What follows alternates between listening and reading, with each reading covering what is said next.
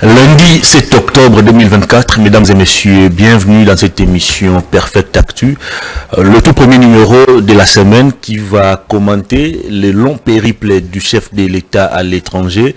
Il a commencé d'abord sa tournée à l'ONU où il a participé à la 79e Assemblée Générale des Nations Unies.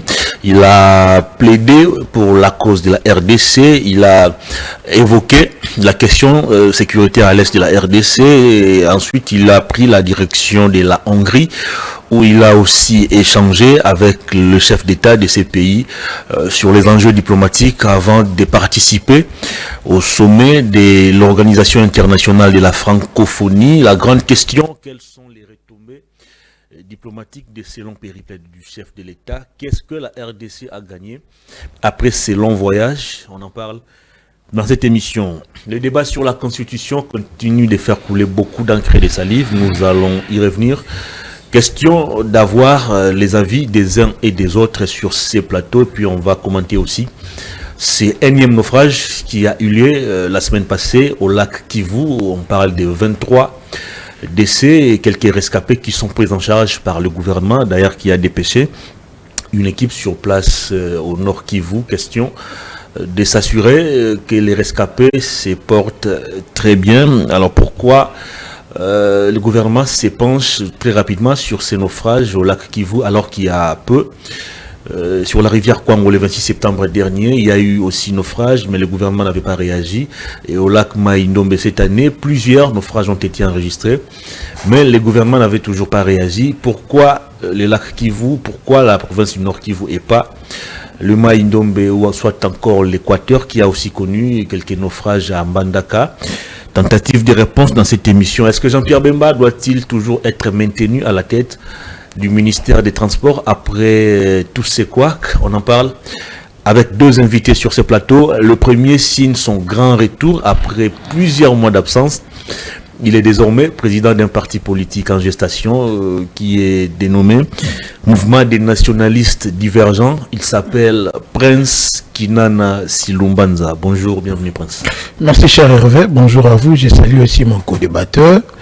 Laissez-moi saluer les nombreux fidèles téléspectateurs de Perfect Télévision qui ont fait près de 2 mois. Ils vous ont beaucoup manqué. Ils m'ont beaucoup manqué, je les aime vraiment beaucoup. J'aimerais profiter de cette occasion pour leur dire que dorénavant, nous sommes présidents d'un parti politique, le Mouvement nationaliste divergent, qui est déjà né. Parce qu'il y a un comité exécutif national qui est mis en place, il y a une décision du président national qui a nommé un secrétaire général, le camarade Pichungwene, qui est Sali, et aussi tous les autres membres du comité exécutif qui vont nous accompagner à pouvoir amener une nouvelle vision qui va vraiment aider les Congos. Comme je l'ai dit à plusieurs de nos amis, le MND n'est pas un groupe WhatsApp, c'est un parti politique. Comme tout autre parti politique, nous avons pour but ultime de conquérir le pouvoir démocratiquement, mais aussi de pouvoir œuvrer dans le sens d'aider le Congo à atteindre la réelle émergence, mais aussi avoir une république vraiment démocratique et vraiment sociale. Il est temps pour nous jeunes de prendre notre destin en main. Il est temps pour nous jeunes de pouvoir redéfinir le système politique du Congo qui est d'ailleurs très malade, je dirais. Les téléspectateurs vont m'en vouloir si je ne vous pose pas cette question. Prince Kinana qui avait pratiquement déifié Christophe Mbosso, Prince Kinana qui était prêt à tout. Pour l'image de Christophe Mbosso, on s'est réveillé un bon matin, Prince Kinana s'est séparé de ses patriarches. Qu'est-ce qui s'est passé? Il était temps pour moi de pouvoir servir la nation autrement. C'était une fierté, c'était un grand honneur pour nous d'avoir servi aux côtés de cette icône de la politique congolaise. Je ne cesserai de le dire, Christophe Mbosso est une bibliothèque vivante que nous avons dans ces pays. C'est un patrimoine, d'ailleurs, une source, une école de la bonne gestion de la chose publique. Il m'a fait ce privilège d'être à ses côtés. Nous avons servi humblement. Et je pense que nous avons bien servi. Il était temps pour nous, par rapport à une vision, par rapport à la mission qui nous est confiée par ce peuple congolais qui est en train de voir comment est-ce que les souffrances sont à répétition, Comment est-ce que les missions régaliennes de l'État ne font que faillir? La sécurité publique n'est pas garantie. Ne parlons pas de la tranquillité publique qui inclut les sociales. L'accès aux services de base n'est pas vraiment garanti dans le pays. Il est temps, en politologue, c'est ma mission, de pouvoir penser comment gérer la cité autrement, mais maintenant là, en empruntant une autre voie qui est celle de l'école du mboussisme. Je tiens à lui remercier et je resterai éternellement redevable envers tout ce qu'il m'a appris.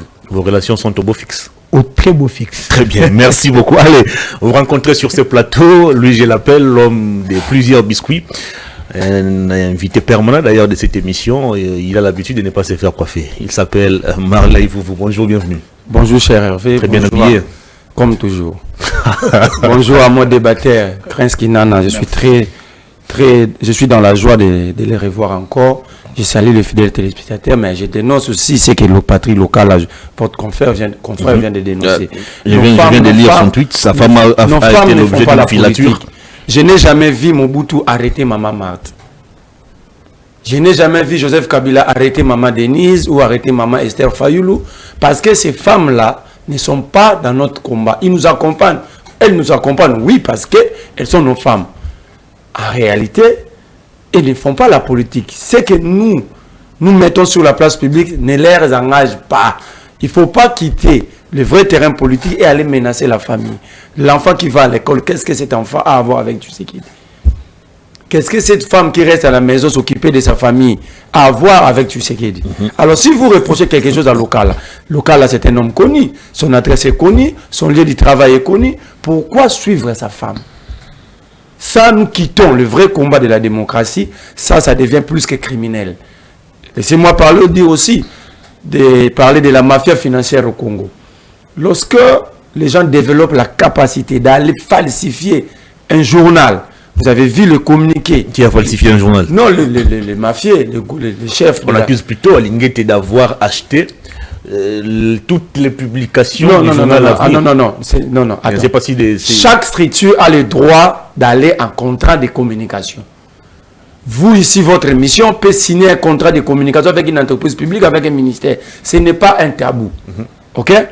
Mais allez, moi, je suis dans la falsification parce qu'il y a eu communiqué officiel du groupe L'Avenir. Ne reconnaissant pas le journal à Paris à telle date. Où on parlait de l'affaire 30 millions, pendant que c'était d'ailleurs 28 millions. Et cet argent, ce n'était pas Alignet qui l'avait distribué. Cet argent représentait 0,3%. Très bien. 0,3% sur les 7 milliards que la Chine doit au Congo par rapport au contrat sino-congolais. Et c'est le président de la République qui avait demandé que les 0,3% soient distribués aux gens qui ont eu à travailler sur la révisitation de ces contrats. Ils sont pas... Alignet n'était pas les seuls. Il y a eu 267 personnes, entre autres la société civile, les membres du cabinet de l'ancien ministre des Finances. Alors pourquoi tous ces gens-là ne sont pas cités? Merci beaucoup. Moi, je regrette que les intellectuels, les dignitaires, entre guillemets les hommes d'État, au lieu d'aller dans le vrai débat, commencent même à falsifier le journal. C'est très grave. Je demande à ces chefs de bande de rentrer à l'université, d'aller faire les DEA en économie pour comprendre les finances publiques. Merci beaucoup. Allez, je pense qu'Inana, vous ouvrez les débats. Naufrage au lac Kivu, 23 décès. Ce n'est pas le premier naufrage que la RDC ait connu au cours de cette année 2024. Au lac Maïndombe plusieurs fois, sur la rivière Kwango le 26 septembre dernier, à Mbandaka, au lac Kivu aussi plusieurs fois. Comment vous expliquez à ce jour cette faiblesse ou cette incapacité de l'État congolais à pouvoir garantir la sécurité des voyageurs? J'aimerais d'abord paraphraser vous pour dire que lorsque on veut changer tout un système, vous voyez, nous vécûmes dans un pays où les finances publiques étaient dilapidées. On pouvait voler le matin, se réveiller le soir, on se retrouve en Europe, on construit ailleurs. Le détournement était devenu un mode de vie pour nous dans cette société. Vous avez vu, on a eu la grâce d'avoir un homme à la tête de l'inspection générale des finances. Il faut rappeler que l'inspection générale des finances n'a pas été créée sous Tshisekedi. C'était un décret du maréchal de 1985, créant l'IGF, malgré que c'était rattaché au ministère des Finances. Mais après, Félix Tshisekedi va mettre un homme intègre un homme qui se bat pour redorer l'image de cet État qui était classé parmi les États les plus corrompus au monde. C'est un combat qui doit recueillir le soutien de tous. Alinguetti mérite d'être soutenu par toute la population parce qu'il est le gardien de nos finances publiques. Moi, je ne comprends pas pourquoi tout ce monde-là, même ceux qui sont maintenant mis hors circuit ou hors système, prenons le cas de Nicolas Kazadi, qui est venu nous vendre des forages à des prix exorbitants. Il est venu nous offrir des lampadaires qui ne fonctionnent même plus. Si vous logez, vous longez l'avenue Chabat, allant vers Bumbu pour monter, la nuit, je vous dis, si votre voiture n'a pas des bonnes phares, vous ne pouvez pas marcher. Alors, quand Alinguetti dénonce, voilà pourquoi nous demandons l'institutionnalisation d'un parquet financier au Congo, pour qu'on arrête ces gens-là. Le problème est que tant que nous ne comprendrons pas que là où il manque la sanction, il y a l'incivisme, les gens comme Alinguetti seront à la portée de tous. Nous lui apportons encore notre soutien. Nous pensons qu'il ne va pas s'arrêter à ces cabales qui sont mis pour le nuire et que les chefs de l'État aussi ne puissent pas s'adonner à beaucoup entendre. Très bien, naufrage. Parlant de naufrage, à répétition. Nous allons d'abord compatir avec toutes les familles éplorées. Je pense que la meilleure des choses à faire, c'est éviter ces drames en amont. Il faudrait que l'État puisse mettre des mécanismes pour la sécurité des passagers lors des embarcations. On ne peut pas prendre, par exemple, une barge qui doit contenir 1000 personnes, mais pour raison pécuniaire, vous y mettez 2000 personnes. Vous les exposez. Une barge qui doit au moins amener 2 tonnes de marchandises, vous y mettez 3 tonnes. Mais est-ce que les responsables des régies des voies fluviales, je pense, ne font-ils pas les contrôles? Est-ce que ça s'est fait? C'est ce que j'ai dit. Nous vivons dans l'incivisme total. Vous allez très loin. Regardez même ici à Kinshasa. Les voitures qui proviennent du Congo central, ramenant des bananes, ramenant des chikwang, il y a des ceux-là même qui nous amènent, ceux qui viennent de chez moi dans le Congo, qui nous amènent de faits avec lesquels on fait la chikwang. Ils surbondent les marchandises comme si ils peuvent passer près de 20 barrières.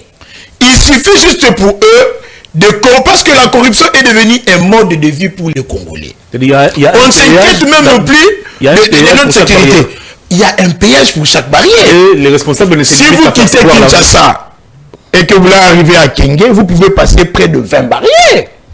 Et tous ces responsables ne se limitent qu'à percevoir de l'argent. À percevoir de l'argent sans reçu. Et de fois des montants imaginaires qui ne profitent qu'à leur survie. Mais cela aussi n'est que le retombé du manque de la tranquillité publique, c'est-à-dire les disparités sociales qui peuvent exister. Quelqu'un qui travaille au niveau des régies fluviales, il n'est pas bien payé ou il est sous-payé. Mais il trouve qu'il y a un balinière qui est vraiment surchargé. Ce balinière devait, par exemple, transporter 1 tonne de marchandises et que le propriétaire a surchargé, surabondé ce balinière de marchandises. Est-ce que vous pensez que quand on lui amène $100 ou $200 ou $500 par exemple, va-t-il arrêter ce balinière pour dire mais non, vous n'allez pas partir, ou va-t-il prendre cet argent pour la survie de sa famille? Mais alors, c'est là où l'État doit commenter. J'ai vu un communiqué du ministre de la Justice. Il a ordonné des enquêtes. Il a donné des injonctions aux procureurs généraux dans le Congo, dans le Koulou, je pense, et au niveau du Nord Kivu, de pouvoir poursuivre les chargés de régie fluviale, le propriétaire des bateaux. Mais ils doivent d'abord, le ministre pouvait d'abord appeler son frère au niveau du transport, Jean-Pierre Bemba, pour lui demander comment est-ce que cela est organisé. Y a-t-il de machines prévues pour quantifier le poids des marchandises qui sont chargées dans ces balinières ou dans ces bateaux? Ça n'existe pas. Alors, question. Pour la seule année 2024, nous avons enregistré déjà plus ou moins 8 ou 9 naufrages. Mais des sanctions ne sont toujours pas tombées. Ni sur les ministres des Transports, moins encore sur les responsables de toutes ces régies qui ont la responsabilité de nous garantir la sécurité chaque fois que nous voyageons, que ce soit par voie maritime, par voie terrestre et consort. Alors, à quel moment vous allez sanctionner? Parce qu'avec Kabila en 2011 ou 2012, il y a un ministre des Transports qui a été révoqué du gouvernement parce qu'on avait enregistré, je crois, 3 naufrages. Mais vous, à ces jours, vous êtes à plus ou moins 10 naufrages, il n'y a aucune sanction. Comment vous expliquez cette passivité alors que chaque vendredi, il y a conseil des ministres? D'ailleurs, moi, peut-être pas évaluer la situation du peuple. Moi, je commençais à me demander, pardonnez-moi, à quoi servent ces conseils des ministres? Le conseil des ministres est l'organe décisionnel du gouvernement. Mais je me demande qu'est-ce qu'ils font lorsqu'ils vont là-bas. Je faisais partie même de ceux-là qui allaient demander au chef de l'État de pouvoir suspendre et renvoyer tout le monde au travail. Et après, au lieu de le faire peut-être chaque vendredi, c'est devenu comme une messe. Mais de le faire peut-être chaque mois. Chaque mois. Ou chaque mensuellement ou trimestriellement. Dans le but d'évaluer. Exact. C'est devenu comme un rendez-vous folklorique. Un rendez-vous de forme. Mais dans le fond, on n'y trouve rien. C'est du protocolaire en tout cas. C'est vraiment protocolaire parce qu'on ne sait pas définir les priorités. On ne sait pas définir les priorités dans ce conseil des ministres. Mais que font nos députés? Parce que les travaillent aussi. Je vais rappeler pour raison de mémoire qu'il y a eu crash en 2008 ou 2009, si je ne m'abuse, au niveau de Kingasani. Il y avait un avion qui devait partir vers Mbujimaï, amenant des diamantifères à l'époque. Les ministres, le Premier ministre et le ministre des Transports, ont été déchets à l'Assemblée nationale sur une motion. Et l'auteur de cette motion, c'était mon père. Ok. Il n'y avait pas de survivants. L'avion qui avait crashé vers Kingasani. Oui, je vois encore. Sous Caméré. Mais il y a eu un naufrage. Mais que font nos députés? Ce n'est pas le premier naufrage. Ce n'est pas le premier aussi. Que font nos députés? Ont-ils lui-même cette initiative d'interpeller le ministre des Transports, par même exemple. Pas les ministres, ne fût-ce que ceux qui gèrent le régime maritime et fluvial. Ont-ils ne fût-ce que l'initiative d'aller sur place et de s'acquérir de la situation en premier? Est-ce que le ministre des Transports lui-même a interpellé tous ces ses responsables placés sous sa responsabilité? J'ai visionné une image, une vidéo qui est devenue virale sur les réseaux sociaux où on voit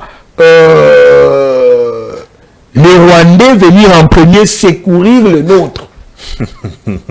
Je me dis, c'est une insulte à l'État. Il n'y avait même pas de sauvetage.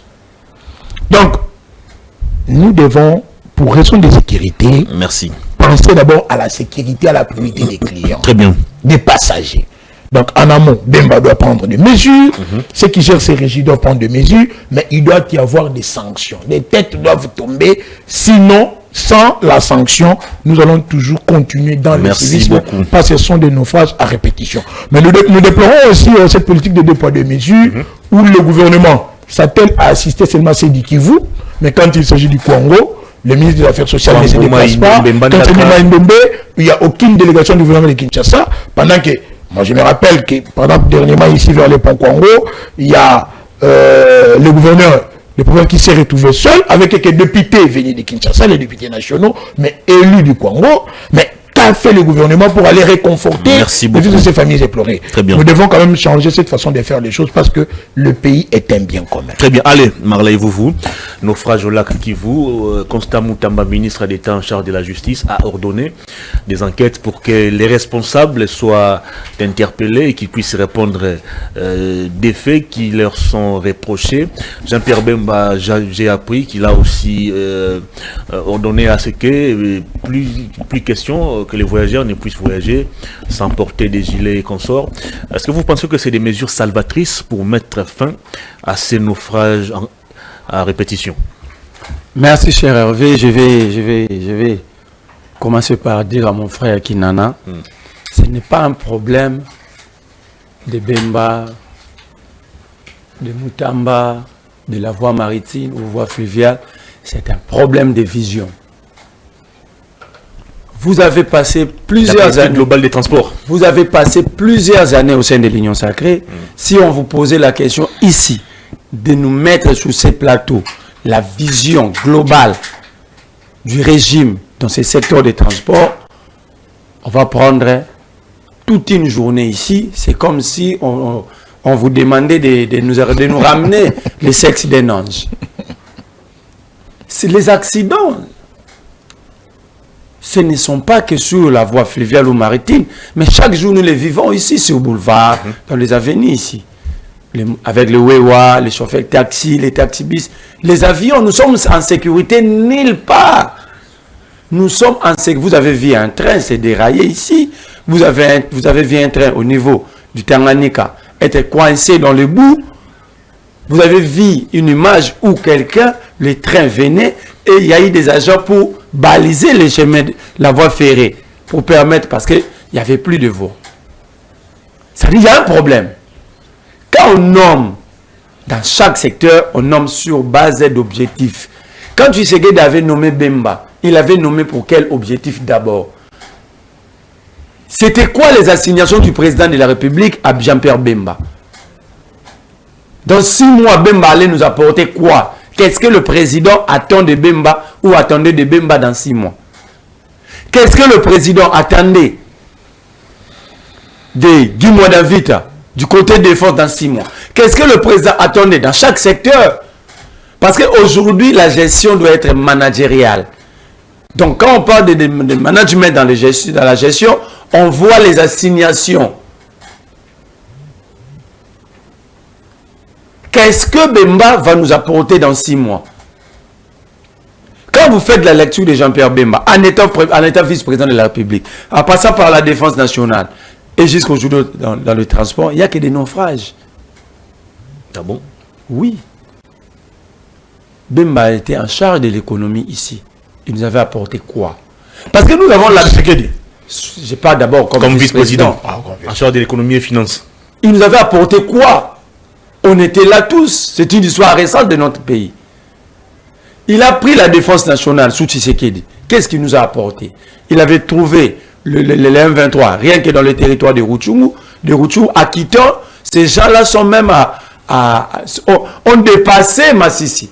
Ça veut dire sous Bemba, il y a eu progression de ce groupe. Donc Bemba n'a pas réussi à bloquer la progression ou empêcher la progression de ce groupe rebelle. Aujourd'hui, dans les transports, il n'y a que des naufrages. Donc l'histoire de Bemba se résume dans les naufrages. Son histoire politique. Alors, comment vous pouvez prendre un homme comme ça, lui donner un secteur déjà presque mort? C'est là que je ne suis pas totalement d'accord avec le cardinal Ambongo. Le Congo n'est pas un État en faillite, mais un État à banqueroute. Le cardinal était clément. Le Congo, c'est un État à banqueroute. Ici, sur ce plateau, nous parlons de naufrage, mais nous parlons de l'armée. Parlons de l'enseignement, supérieur comme primaire et secondaire. Parlons de la sécurité côté police, ANER, DGM. Parlons de l'économie. Parlons de finances publiques. Il n'y a rien, c'est un État en banqueroute. Est-ce que le problème, c'est Jean-Pierre Bemba? Le problème, ce sont les individus? Jean-Pierre Bemba ou la politique globale qui n'est pas clairement définie? Quand le président nomme, quand je parle, ici j'ai évoqué la gestion managériale. Donc quand le président fait nommer Kinana, par exemple, chef de la diplomatie, Kinana doit déposer son CV accompagné d'une lettre de motivation où il explique ce qu'il est capable de faire dans 6 ans, dans 6 mois, dans une année. Est-ce que les gens arrivent au pouvoir où les gens prennent les charges des départements de l'État avec tous ces éléments-là? Ou c'est parce que Bemba, on estime que Bemba c'est un leader, on estime que Bemba a un grand parti politique, on estime que Bemba a 40 députés, donc la méritocratie n'existe pas, c'est maintenant le poids politique. Vous avez suivi les débats avant la sortie du gouvernement. On ne parlait pas des compétences, on parlait de poids politique. Il y a Bahati qui se plaint d'ailleurs jusqu'à ce jour. Mais justement, c'est ça le vrai problème. On nomme selon le poids politique, on nomme pas selon la capacité à gérer. Moutamba ordonne. Non, la première personne à démissionner, si il avait encore de l'honneur, c'était Jean-Pierre Bemba. Il n'a pas de cabinet. Il travaille à la maison. Mais il y a tout un bureau à l'hôtel du gouvernement. Non! Là, c'est occupé par Acacia. Mais le ministère des Transports, c'est... Mais oui, l'ancien bureau qu'occupait le ministre, l'ancien ministre du Transport, c'est maintenant occupé par Madame Acacia. Là, sous l'avenue de la Gombe, le ministère des Affaires foncières était locataire. Ok. Il fallait maintenant que Doudou Fomba quitte l'immeuble de bâtiment de finances construit sous Mobutu, sur le boulevard 30 juin, pour le centre financier. Et que Jean-Pierre Bemba allait maintenant prendre ces bâtiments. Or, on a fait inaugurer au président de la République un chantier. Voyez-vous dans quel environnement le pays est géré? On amène un président de la République à aller, si vraiment quand le président sort, il y a des caissements de fonds pour sa sécurité, l'organisation. Mais le président va inaugurer un chantier. Et conséquence logique, Jean-Pierre Bemba, jusqu'aujourd'hui, le cabinet du ministre des Transports, c'est dans la maison, dans la résidence du ministre. Est-ce qu'il a tout le moyen pour sa politique? En dehors du vision, le Jean-Pierre Bemba n'a pas tous les moyens pour appliquer, pour bien faire son travail. Très bien. Ça, c'est un fait. Mais comme Kinana, même Kinzon, sa famille, on a cause. Kinana, Zobala, que nous malade. Mais ici, je pose la question, comment tu sais qu'on organise plus chaque semaine? Beaucoup maté, beaucoup m'a dit c'était 9h. Wawa, Tiganzela, Toka, Kinzon, sa République, na Oya, Kinzon, sa République, pour aucune solution. Moi, je suis d'accord avec Kinana de donner les assignations à chaque solution, c'est la prise en charge des rescapés par le gouvernement, c'est l'assistance humanitaire. Est-ce que ce n'est pas la solution? Ça, ce n'est que de l'éphémère. L'État doit être prévoyant, l'État doit agir en amont. L'État doit mettre des mécanismes de sécurisation et que les naufrages soient des circonstances naturelles. Ok? Mais là, ça devient notre quotidien. Vous ne pouvez pas passer une semaine sans attendre parler de naufrages. Kinana l'a bien dit. 4-5 naufrages dans un mois à Kwango, à Maïndombe, le gouvernement n'a pas communiqué. On ne connaît même pas le nombre de morts. Pourquoi cet empressement? Si vous laissez de la République, oui, parce que ils ont peur que cette population de l'Est, qu'ils ont abandonné entre les mains de mouvements rebelles, de groupes armés, puissent s'énerver encore contre eux. Et ils sont en train de mentir à cette population. Vous pouvez arrêter aujourd'hui. Vous pouvez enquêter. Vous pouvez amener de l'aide humanitaire. Quelle est la solution pour que cela ne nous arrive plus? C'est ça un gouvernement. Quelle est la solution? Quels sont les mécanismes qu'ils vont mettre en place? Il ne suffit pas d'arrêter. On ne peut pas avoir un État qui dénonce, qui arrête, pour aucune solution après. Merci beaucoup. Si Moutamba ordonne les arrestations, est-ce que c'est d'abord le ministre, le travail du ministre? Le ministre a le pouvoir... Il a le pouvoir de... Non. Il a le pouvoir d'instruire. D'instruire sur l'ouverture des enquêtes. Il faut bien lire la loi. C'est ce qu'il a dit. Non, il a ordonné les enquêtes. Il a demandé... Afin que les responsabilités soient établies. Mon cher ami, on ne peut pas être ici, je vous ai dit l'autre fois, ne faites pas de moi un citoyen hypocrite.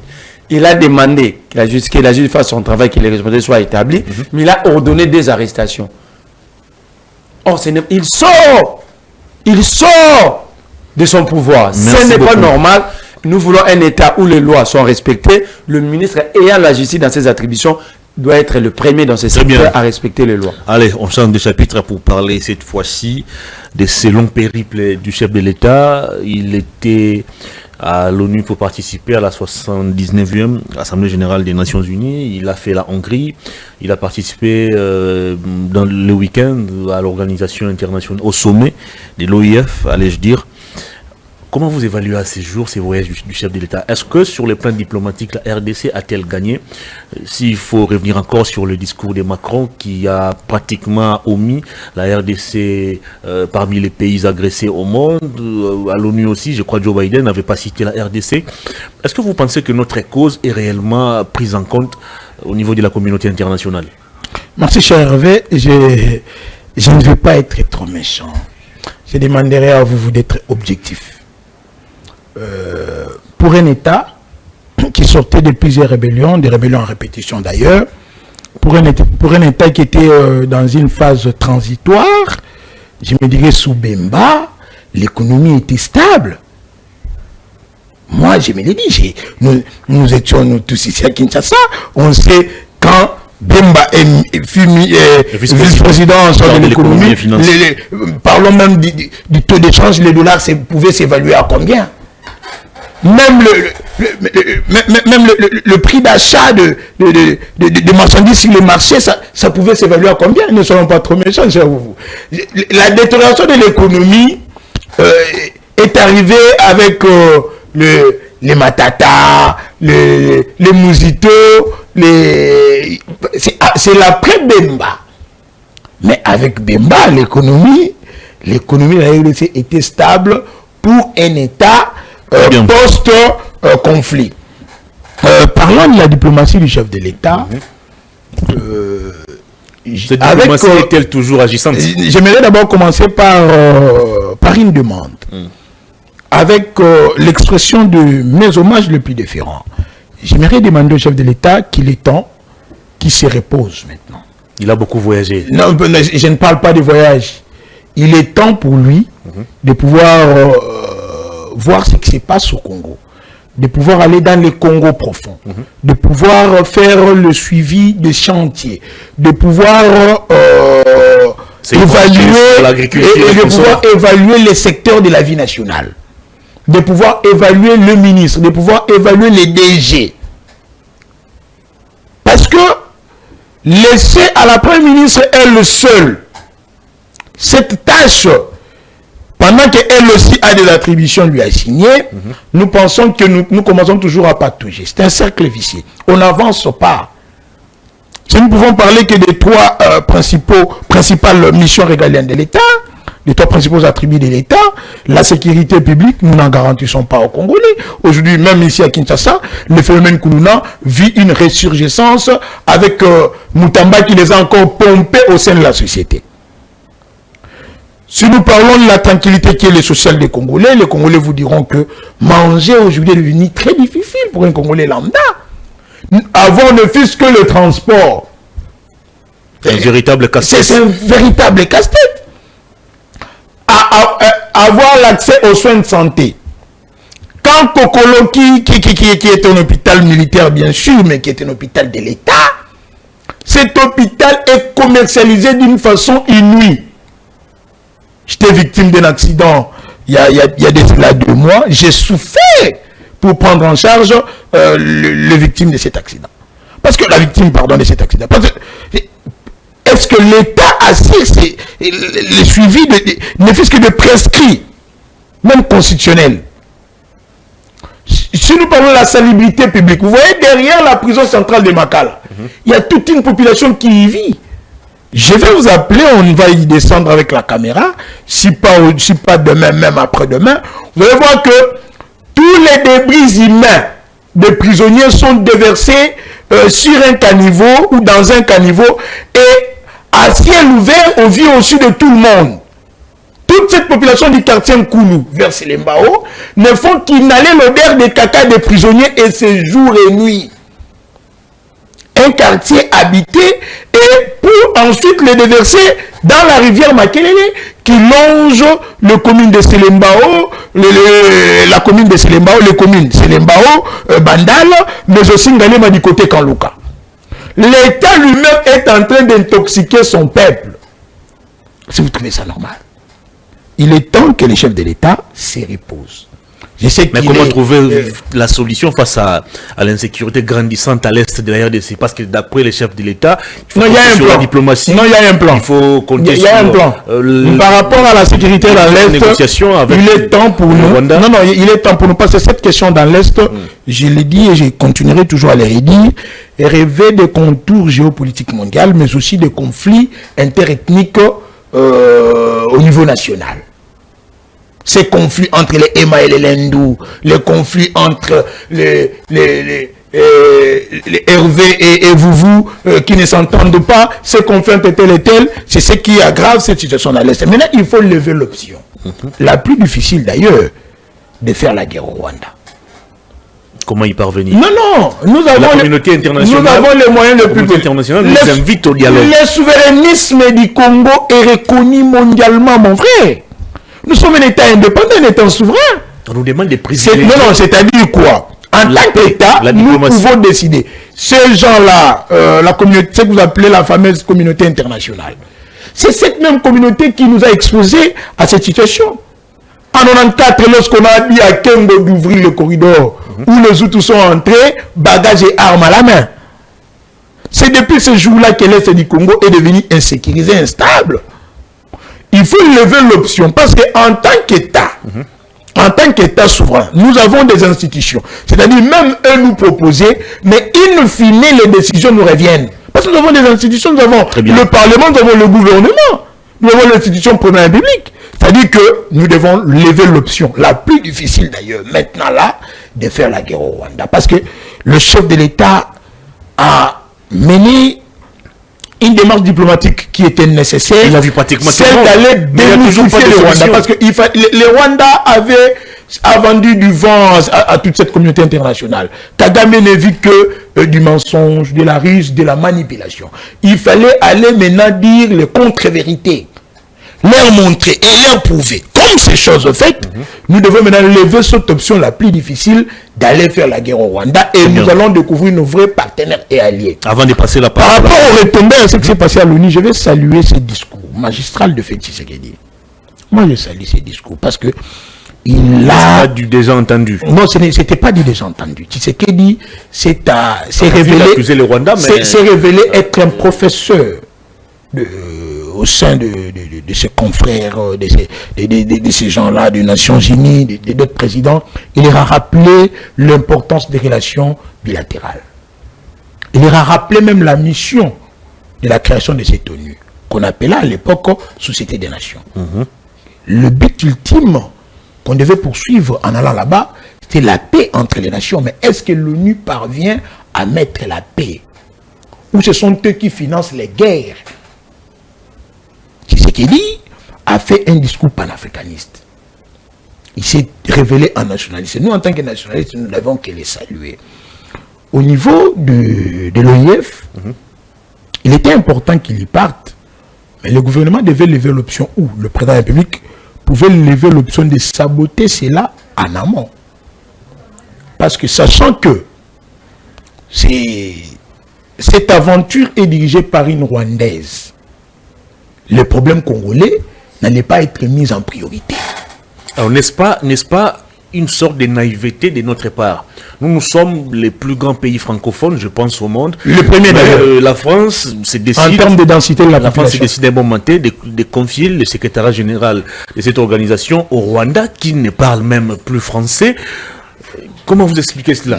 Je ne sais pas comment ils se sont prises au niveau de cette organisation, mais je pense que... La RDC ne peut-elle pas se décider de quitter la France? Voilà. C'est l'une des options à lever. Nous, en tant que MND, nous soutenons Félix Tshisekedi dans le sens de la refondation de l'État. Très bien. Notre État avait pris le chemin à contre-mesure, à contre-courant, ne facilitant pas l'épanouissement du Congo en tant qu'État, mais aussi des Congolais en tant que peuple. Merci. Maintenant, sous Tshisekedi, nous sommes en train de s'y réévaluer, d'évaluer, de diagnostiquer.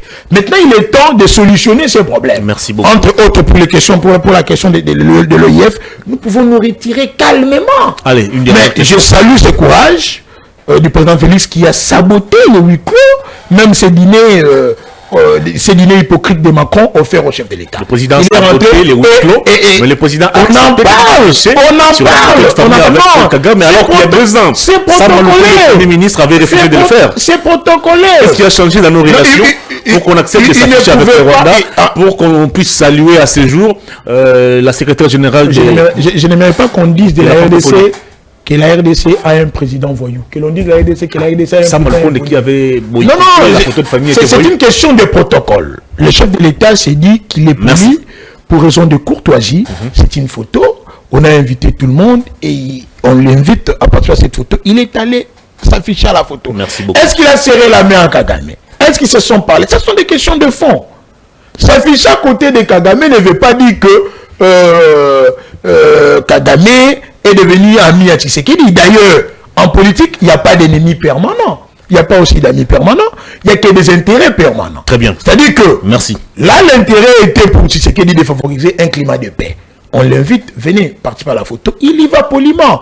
Mais du fait qu'il n'a pas participé au huis clos, du fait qu'il n'a pas pris part au dîner, même la presse en France en parle. Merci. Et cette question il a obligé Macron à se redire, à venir encore s'expliquer. Macron qui venait dire non, voilà, j'ai parlé longuement avec Félix Tshisekedi, j'ai parlé longuement avec Kagame, voilà. Pourquoi? Parce que Félix Tshisekedi s'est décidé de boycotter. Nous saluons cela.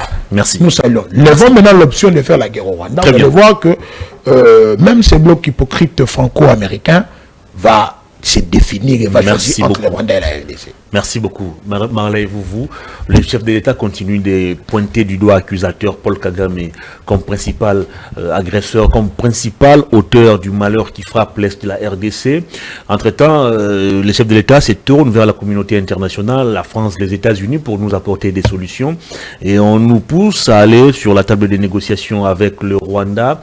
Est-ce que vous pensez que c'est toujours opportun d'aller de négociation en négociation avec le Rwanda qui foule au pied pratiquement toutes les résolutions issues de ces différentes négociations? Merci cher Hervé.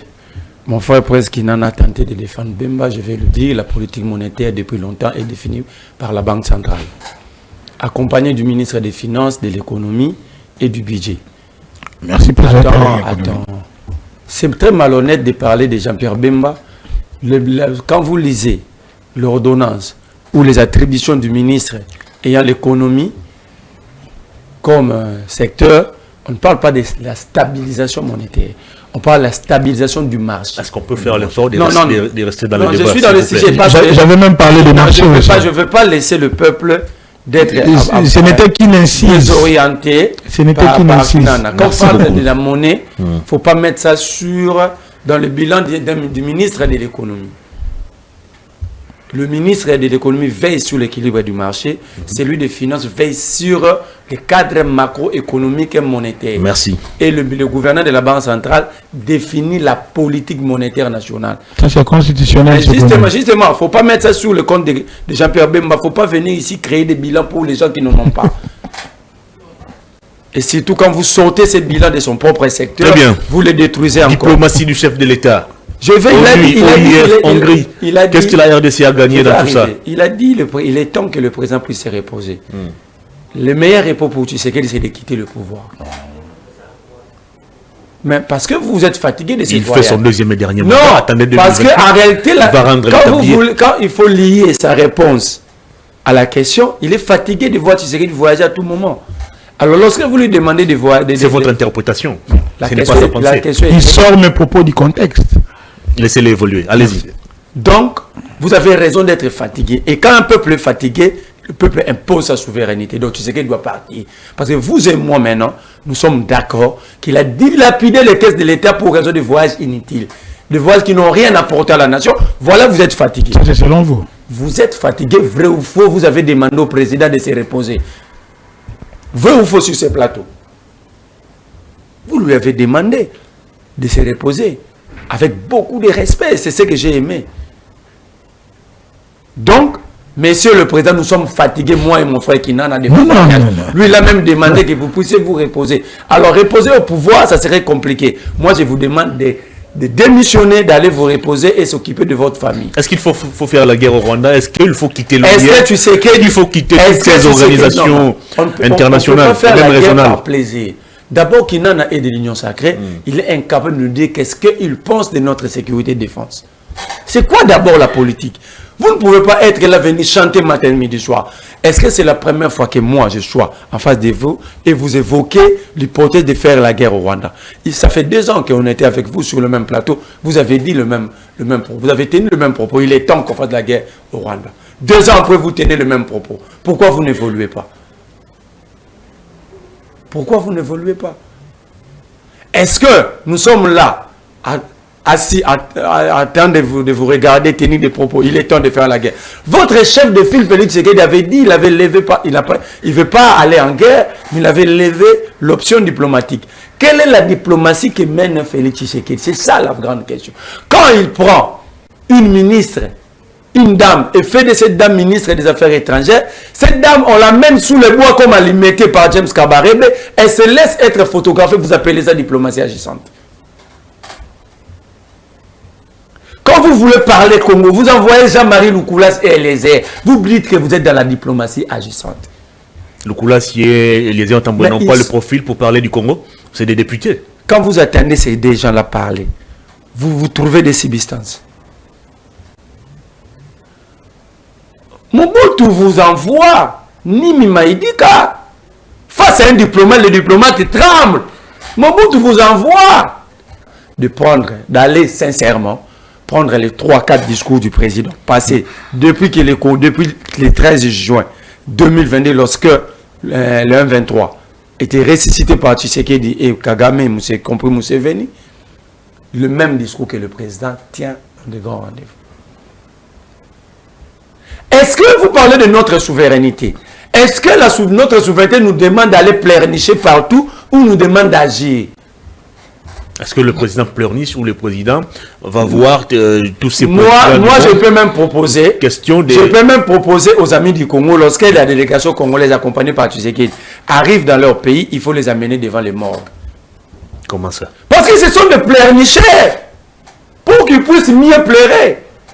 Non, mais le président qui regarde Macron en face et lui dit cessez de soutenir les Rwandais. C'est ça le problème. Vous pensez qu'il est en train de Attends, il a pleurnicher? Il a dit il n'y a pas d'ennemis permanents, il n'y a pas d'amis permanents, il n'y a que les intérêts. Si Macron trouve ses intérêts, si les intérêts de la France est bien sécurisé par la France, par le Rwanda, par vos paroles, Macron va agir. Quand l'Israël, on touche l'Israël, le Liban a tiré des roquettes sur l'Israël sans faire mort d'homme, l'Israël a riposté. Ce sont les frères de Jésus-Christ, les frères d'Abraham, de Jacob, qui ripostent avec des missiles. Vous allez demander à Macron.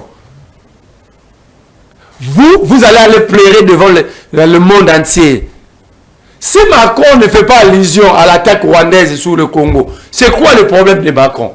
On n'a pas une armée? Ou est-ce que vous avez mis l'hypothèse de monter en puissance de notre armée?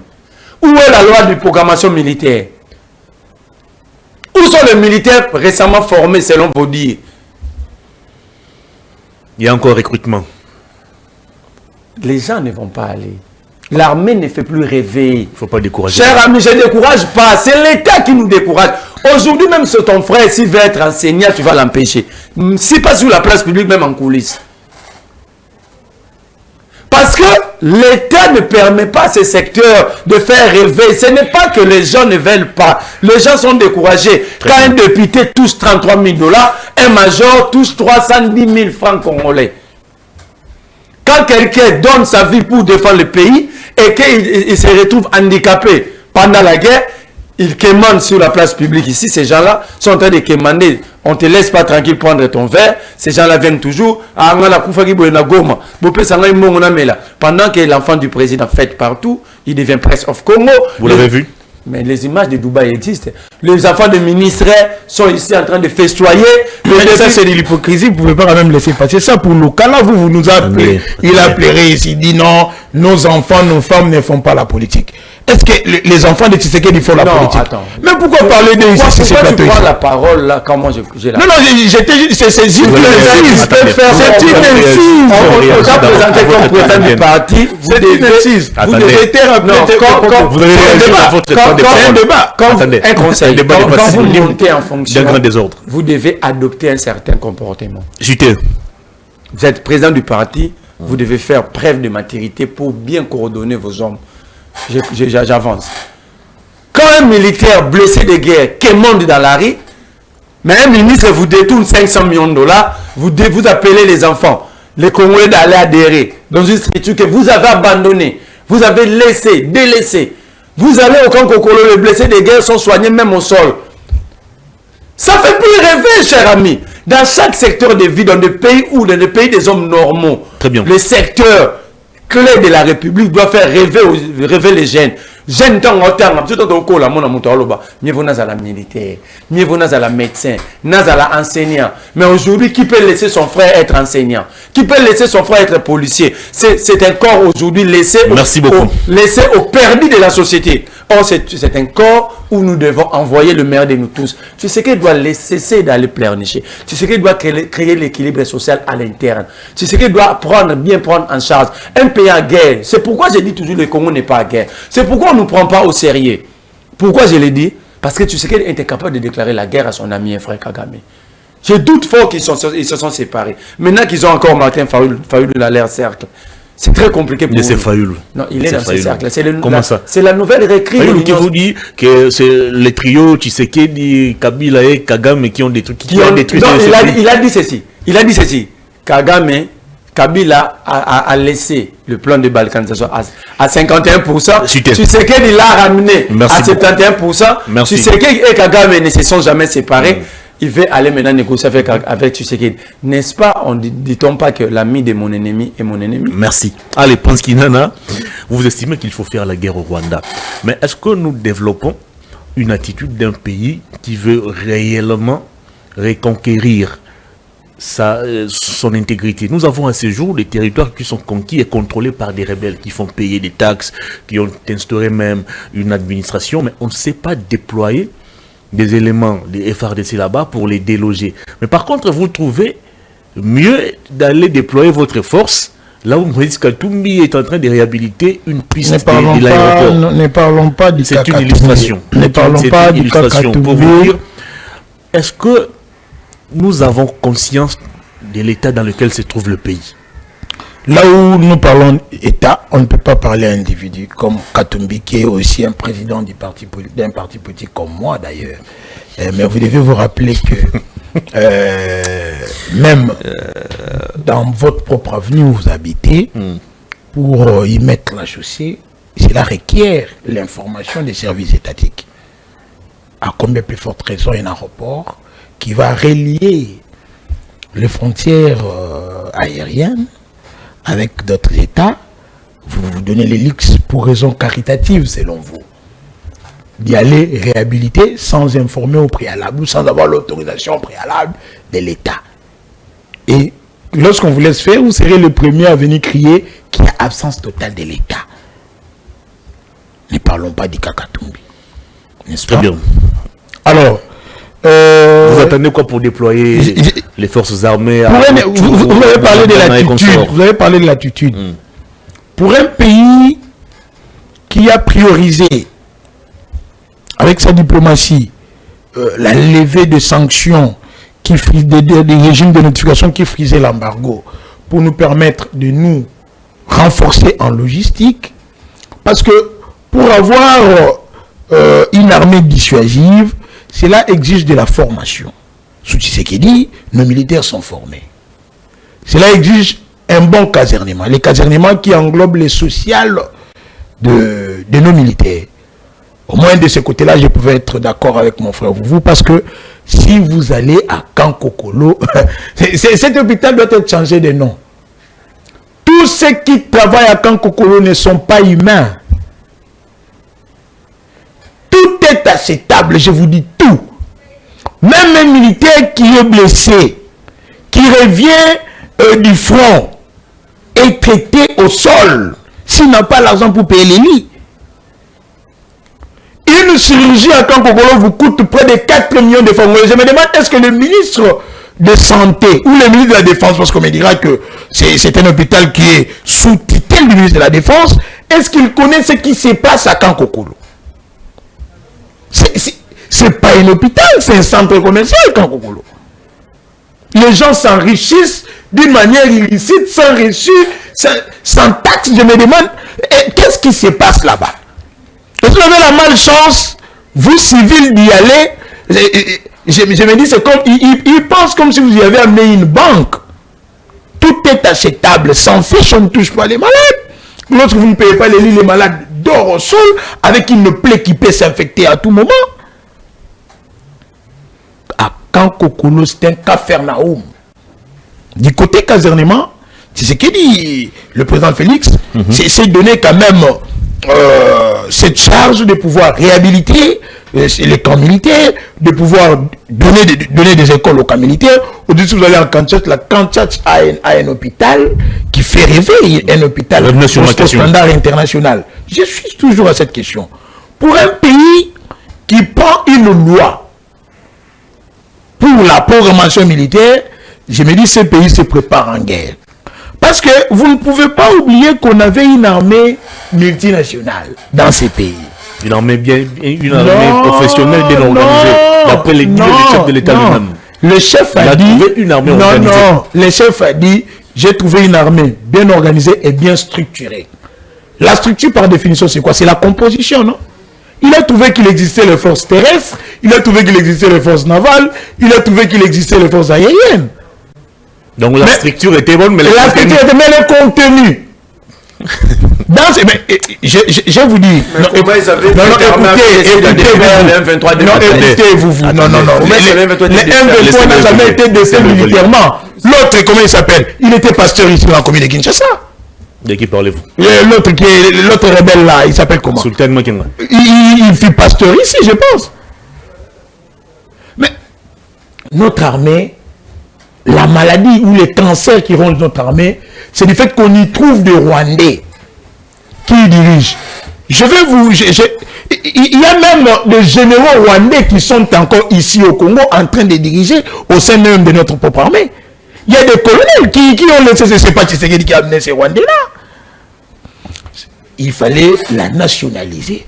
Et comme nous sommes dans un processus de nationaliser cette armée, le jour où cette armée deviendra nationale, c'est le jour où la RDC aura une armée dissuasive.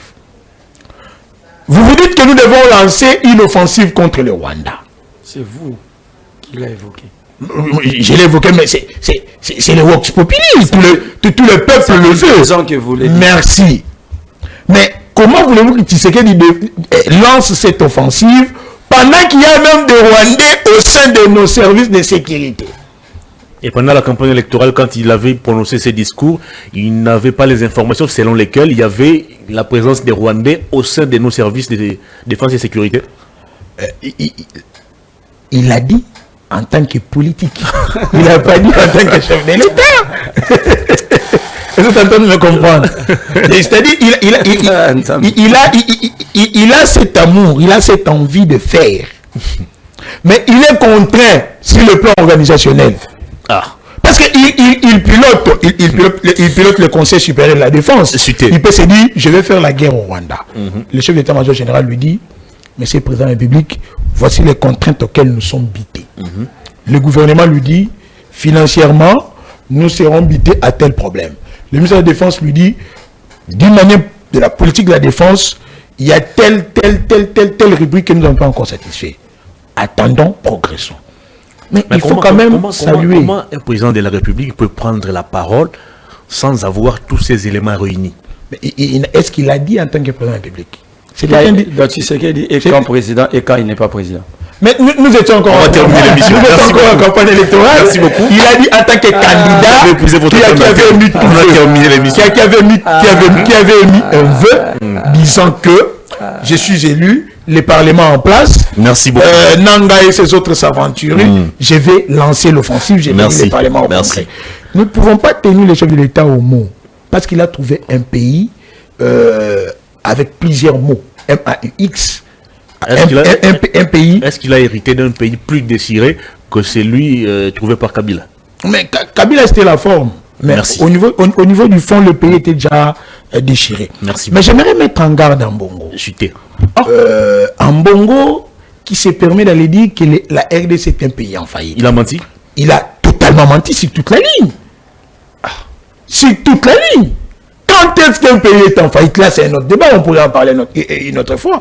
Un pays en faillite n'a pas de institutions en place. Merci. Mais quand Ambongo s'acharne sur Tshisekedi... On a terminé l'émission, non? Il ne sait pas que... Il n'a pas parlé de Tshisekedi comme individu. Donc, quand il s'acharne, quand il jette l'opprobre sur l'État, il ne sait pas que le système politique d'un État et l'interaction entre les régimes politiques la structure économique, mais aussi l'organisation sociale. Mais dans l'organisation sociale, on retrouve les églises. Et vous pensez que les cardinals ne maîtrisent pas tout ça? Mais c'est le piètre cardinal qui a connu le Congo. Aujourd'hui, l'église catholique est au raté. D'après vous? L'église catholique est dans le rue. D'après vous, comment l'église ça? catholique est devenue politisée avec Ambongo. Ambongo excelle en tant que communicateur politique qu'en tant qu'archevêque, qu'en tant que prélat, qu'en tant que pasteur. On a terminé l'émission. Aujourd'hui, les prêtres sont en train de réclamer. Il y a de ceux-là qui ne sont même pas nourris. Ils ont réclamé où? J'ai des documents. Je vais vous envoyer des documents. J'ai des documents.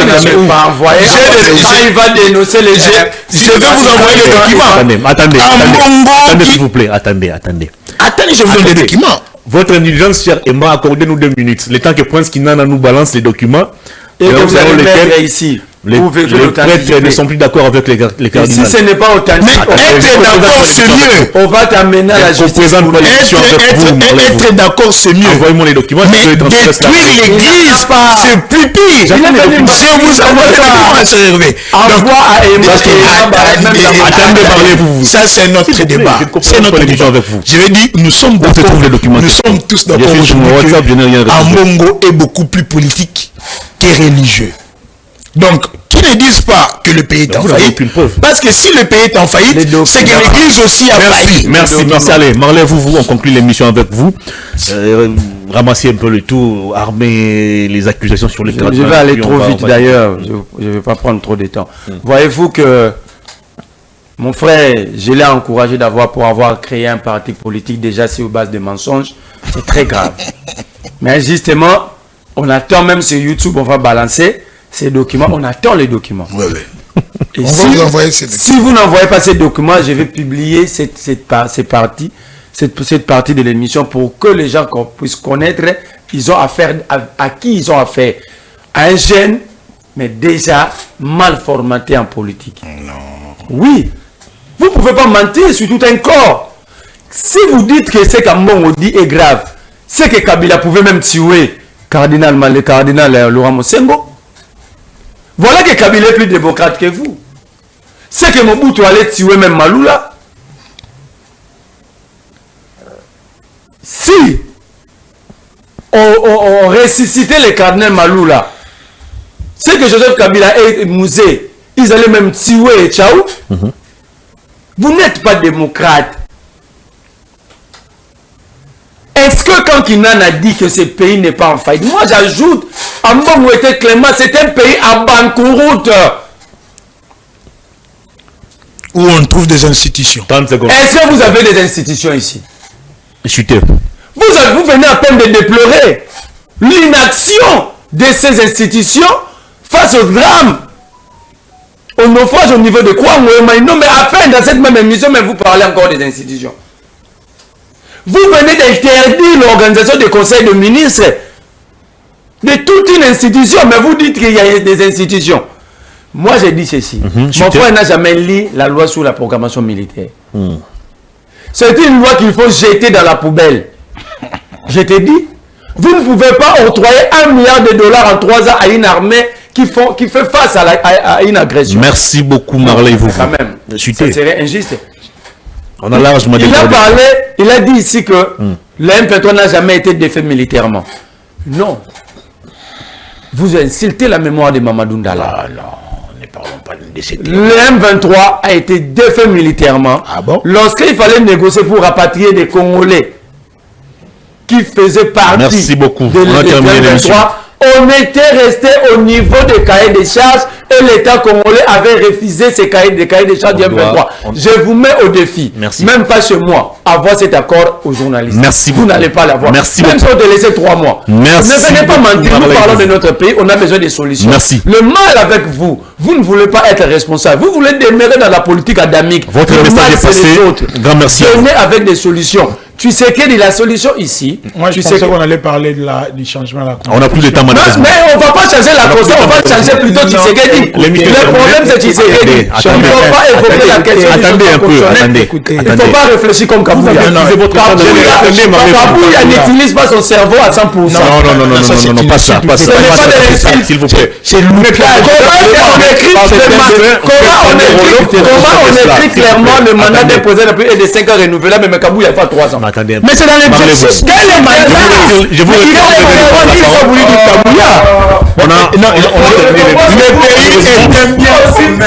malheureusement, dans ces désordres, on ne sera pas en mesure de conclure calmement l'émission. Vous n'êtes pas neurologue, il faut éviter des qualifications bizarres. Merci. Merci beaucoup, cher savant. Ça n'est fini, mesdames et messieurs. Grand merci à vous d'avoir suivi cette émission. Merci aux invités. Merci à toute l'équipe technique. Grand merci à Emmanuel. Grand merci à Luison Kiassi qui nous a fait le plaisir d'arriver aujourd'hui à temps. Merci beaucoup. Il faut continuer sur cette allure. À la fin du mois, vous serez récompensés. Grand merci à vous d'avoir suivi cette émission. Au revoir.